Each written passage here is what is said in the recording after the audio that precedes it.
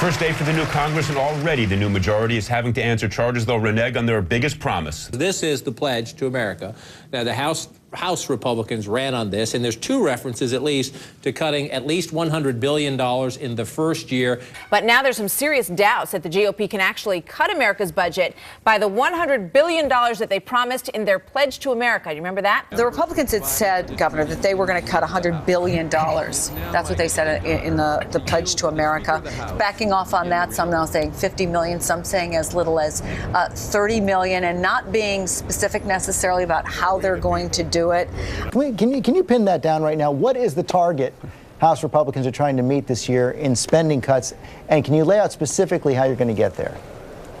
George, the target in the Pledge to America was to reduce discretionary non-defense spending down to 2008 levels. And that's what we're going to do. But it said $100 billion several times in that document, Congressman. You know that.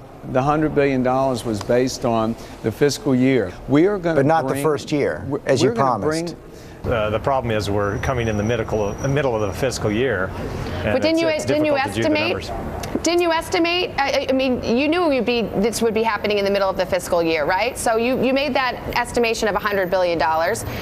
You knew what the situation would be, right? Yeah, believe me, I'm as hard on our leadership as I can be on spending, but you have to give them a pass on this. And now you hear from some Republicans, well, you know, the budget year's already started, or well, that's going to be hard. You know, they knew when they printed this, when they were going to take power, just like they know July 4th comes in July and Christmas comes in December. Did they not?